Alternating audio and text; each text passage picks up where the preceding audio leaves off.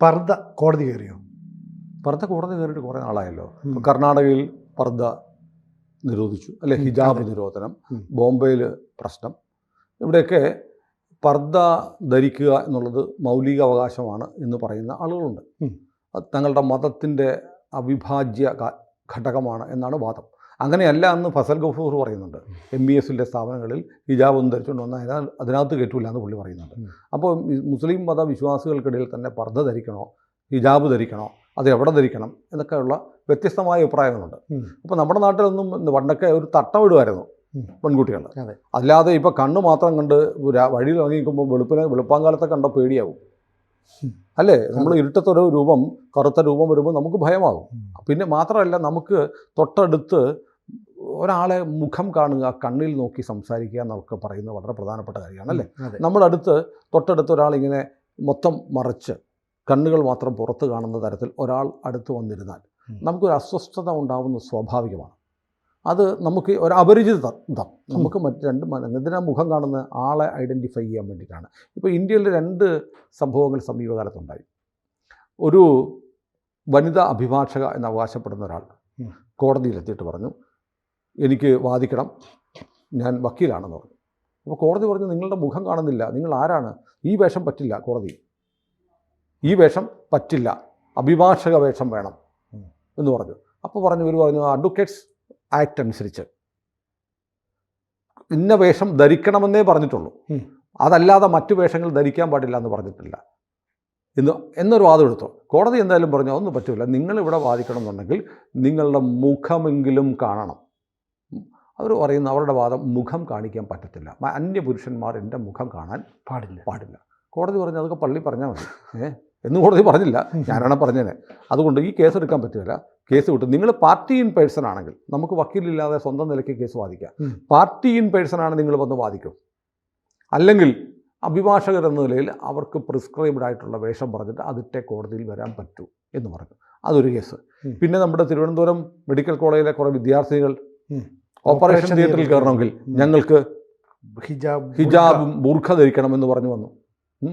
അങ്ങനെ നമ്മുടെ നാട്ടിൽ എല്ലാവരും സമാധാനത്തോടെയും സന്തോഷത്തോടെയും ജീവിക്കുന്നിടത്ത് ഒരു പൊതു മാനദണ്ഡങ്ങളൊക്കെ വെച്ച് ഒരു പൊതു സിസ്റ്റം ഉണ്ടാക്കി പോകുന്നിടത്ത് കുത്തിത്തിരിപ്പ് ഉണ്ടാക്കാൻ വേണ്ടിയിട്ട് മാത്രമാണ് ഇത്തരം കാര്യങ്ങൾ കൊണ്ടുവരുന്നത്. ഈ വഴിയിലിരുന്ന് നിസ്കരിക്കുന്ന ആളുകളെ കണ്ടിട്ടില്ലേ? അതെ.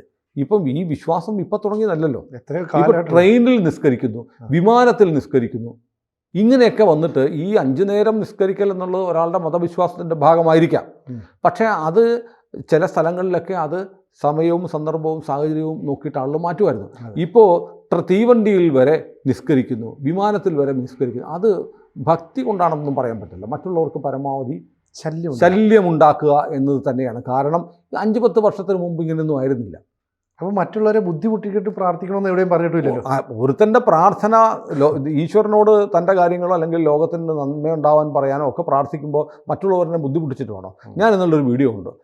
ട്രെയിനിൻ്റെ സീറ്റിലിരുന്നു നിസ്കരിക്കുന്നു.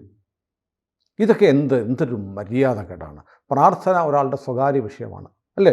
മറ്റൊരാൾക്ക് ശല്യം ഉണ്ടാക്കാതിരിക്കുക. ഇപ്പം രാവിലെ ഞാനൊരു ഹിന്ദുമത വിശ്വാസിയാണെന്ന് പറഞ്ഞ് സിനുവിൻ്റെ മൂക്കിന് താഴെ മണിയടിയും ചന്ദനത്തിരി എത്തിക്കലും ഒക്കെ ആയിട്ടിരുന്നാൽ നിങ്ങൾക്ക് ബുദ്ധിമുട്ടാണ്. അതെ, അങ്ങനെയല്ലല്ലോ വേണ്ടത്. നമ്മുടെ സ്വാതന്ത്ര്യം അവരുടെ മൂക്കിൻ്റെ തുമ്പത്ത് അവസാനിക്കുന്നു എന്ന് പറയുന്നതാണ് നമ്മുടെ ഒരു വിശ്വാസധാര. അതെ. അപ്പം വിശ്വാസത്തിലേക്ക് ഇങ്ങനെ കയറ്റിക്കൊണ്ടുവരികയാണ്. അപ്പോഴാണ് ഈ പർദ്ദ ധരിക്കുന്നതുമായി ബന്ധപ്പെട്ട് വളരെ രസകരമായ ഒരു കേസ് വന്നു. ആ കേസ് പറയാം. ആ കേസ് ഇങ്ങനെയാണ്. അലഹബാദ് ഹൈക്കോടതിയിൽ ആ കേസ് വന്നത്. ഒരു സ്ത്രീക്ക് പർദ്ദ ധരിക്കുന്നില്ല. ഭർത്താവ് പറഞ്ഞു പർദ്ദ ധരിക്കാത്തത് കൊണ്ട് എൻ്റെ ഭാര്യ പർദ്ദയില്ലാതെ സ്വതന്ത്രയായി സമൂഹത്തിൽ വിഹരിക്കുന്നു, അത് എനിക്ക് നേരെയുള്ള മാനസിക പീഡനമാണ്, അതുകൊണ്ട് ക്രൂവൽറ്റി ആയിട്ട് കണക്കാക്കി എനിക്ക് വിവാഹമോചനം തരണം. അപ്പം നമുക്ക് വിവാഹമോചനം കിട്ടാനുള്ള പല ഗ്രൗണ്ടുകളിൽ ഒന്നാണ് മാനസിക പീഡനം. ഭർത്താവ് ഭാര്യയല്ല ഭർത്താവിനെ മാനസികമായി പീഡിപ്പിച്ചാൽ വിവാഹമോചനത്തിന് സാധ്യതയുണ്ട്. അപ്പോൾ ഇവിടെ ഇയാളുടെ വാദം, ഇയാളൊരു എഞ്ചിനീയറാണ്, എല്ലാ വിദ്യാഭ്യാസമുള്ള ആളാണ്, ഭാര്യ അധ്യാപികയാണ്. ഇയാൾ പറയുന്നത് എൻ്റെ ഭാര്യ പർദ്ദ ധരിക്കുന്നില്ല, അത് എനിക്ക് മാനസിക പീഡനമാണ്, പർദ്ദ ധരിക്കാതെ സമൂഹത്തിൽ ഇറങ്ങി നടക്കുന്നതുകൊണ്ട് എനിക്ക് വിവാഹമോചനം വേണം. ജസ്റ്റിസുമാരായ സൗമിത്ര ദയാൽ സിംഗിൻ്റെയും ദൊണ്ടൈ രമേശിൻ്റെയും ബെഞ്ചിലാണ് വന്നത്. അപ്പോൾ കോടതി ഇത് പരിശോധിച്ചിട്ട് പറഞ്ഞു ഇപ്പോൾ ആധുനിക സമൂഹത്തിന് നിരക്കുന്ന ആക്ഷേപമൊന്നും അല്ല ഇയാളുടേത്.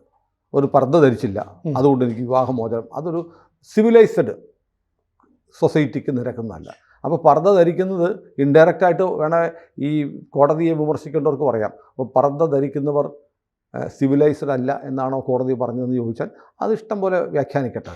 കോടതി വീണ്ടും പറഞ്ഞു, ഈ വിദ്യാഭ്യാസമൊക്കെ ഉള്ളൊരു സ്ത്രീക്ക് സ്വതന്ത്ര ചിന്ത ഉണ്ടാവുന്ന തെറ്റൊന്നുമല്ല. പർദ്ദയില്ലാതെ സ്വതന്ത്രയായി നടന്നു എന്ന് പറഞ്ഞാൽ അത് അവരുടെ ഉന്നത വിദ്യാഭ്യാസത്തെയും സംസ്കാരത്തെയും ആധുനിക കാഴ്ചപ്പാടിനെയും വെളിവാക്കുന്നതാണ് എന്ന് കോടതി പറഞ്ഞു. അപ്പോൾ പർദ്ദ ഇട്ട് ധരിക്കുന്നത് അവരുടെ ഉന്നത വിദ്യാഭ്യാസത്തെ സൂചിപ്പിക്കുന്നതല്ല എന്ന് അർത്ഥമുണ്ടോ? ഇല്ല, ഉന്നത വിദ്യാഭ്യാസം ധരിച്ചവരും പർദ്ദ ധരിച്ച് നടക്കുന്നുണ്ട്. പക്ഷേ അവരുടെ പുരോഗമന ചിന്തയെ കാണിക്കുന്നതാണ് എന്ന് പറഞ്ഞാൽ അത് കോടതിയോട് യോജിക്കേണ്ടി വരും. പുരോഗമന ചിന്ത ആണോ പർദ്ദ ധരിച്ച് മറ്റുള്ളവർ എൻ്റെ മുഖം പോലും കണ്ടാൽ ആകാശം ഇടിഞ്ഞു വീഴും? അല്ലെങ്കിൽ എന്തുകൊണ്ടാണ് പറയുന്നത് പർദ്ദ ധരിക്കുന്നത്? മുടി പോലും പുറത്ത് കണ്ടാൽ പുറത്ത് കാണുന്ന പുരുഷന് കാമവികാരം ഉണ്ടാകുമെന്നാണ് പറയുന്നത്. ഈ സമൂഹത്തിലെ പുരുഷന്മാർ മുഴുവൻ ഞരമ്പ് രോഗികളും കാമവികാരം ഉണ്ടാകാൻ ഒരു കാരണം നോക്കി നടക്കുന്നവരുമാണ് എന്ന് പറയുന്ന ഒരു പുരോഗമന വീക്ഷണമൊന്നുമല്ല. ലോകത്ത് വിമാനം പറത്തുന്നുണ്ട് വനിതകൾ. ആകാശത്ത് സ്പേസ് സെൻറ്ററിൽ ഇൻ്റർനാഷണൽ സ്പേസ് സ്റ്റേഷനിൽ ഇരിപ്പുണ്ട് ആര്? സുനിത വില്യംസ്. മാസങ്ങളായി. കൂടെ പുരുഷന്മാരുമുണ്ട്. അപ്പോൾ ലോകം അത്രയും വികസിച്ചു.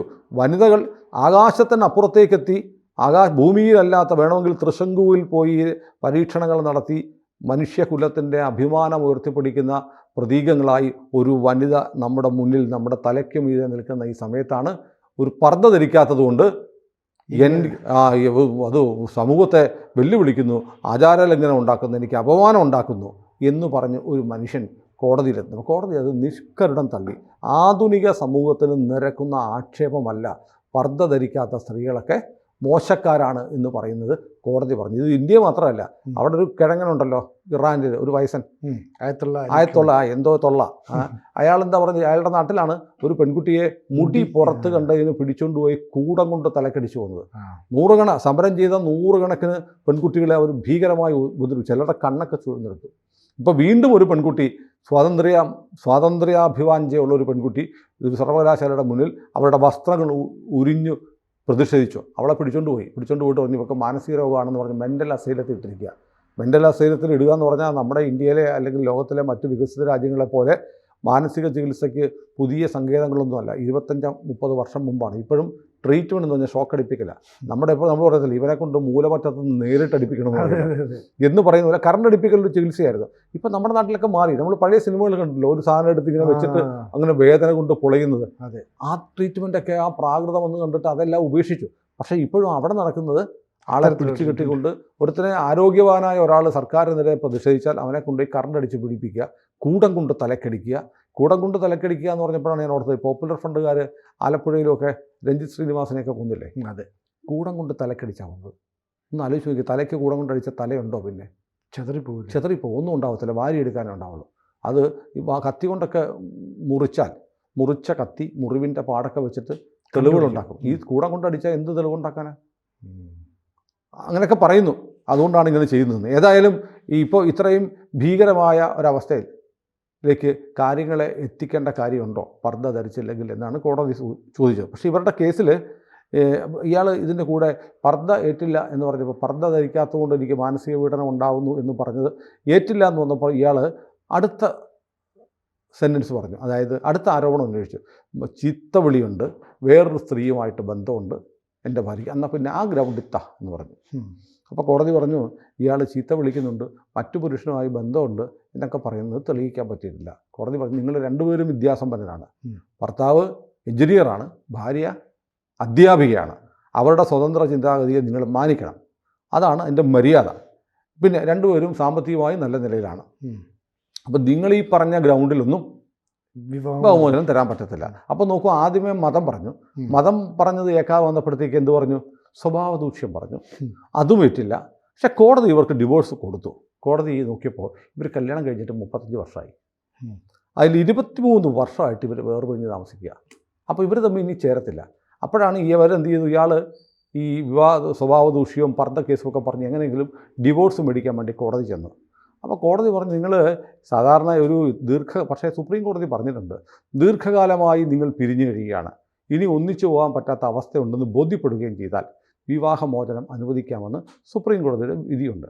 അപ്പോൾ താൻ ഈ പറഞ്ഞ പർദ്ദ കേസ് പിന്നെ സ്വഭാവ ദൂഷ്യം എന്നൊക്കെ പറഞ്ഞ് തന്നെപ്പോലെ ഒരു വിദ്യാഭ്യാസമുള്ള ഒരാൾ പറയേണ്ടതല്ല, പരമ തെണ്ടിത്തരമാണ് എന്നാണ് കോടതി പറഞ്ഞത്. എന്നിട്ട് അതൊക്കെ തള്ളിയിട്ട് പറഞ്ഞു പക്ഷേ 35 വർഷത്തിൽ 23 വർഷവും ഒരുമിച്ച് താമസിക്കാത്ത ഒരു കുട്ടിയുണ്ട്, ആ കുട്ടിയാണെങ്കിൽ ഈ ഭാര്യയുടെ കൂടെയാണ്, അതുകൊണ്ട് നിങ്ങൾ ഇനി മുന്നോട്ട് പോകുമെന്ന് തോന്നുന്നില്ല, അതുകൊണ്ട് ഞാൻ ഡിവോഴ്സ് തരുന്നു എന്ന് പറഞ്ഞു.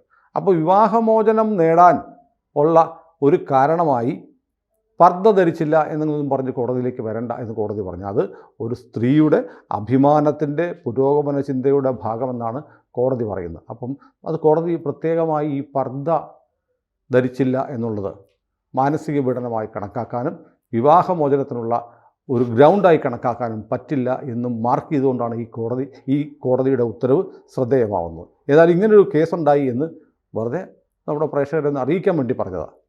കൂടുതൽ വാർത്തകളും വിശേഷങ്ങളും നിങ്ങളിലേക്ക് എത്താൻ ABC മലയാളം സബ്സ്ക്രൈബ് ചെയ്യുക, ബെൽ ബട്ടണും അമർത്തുക.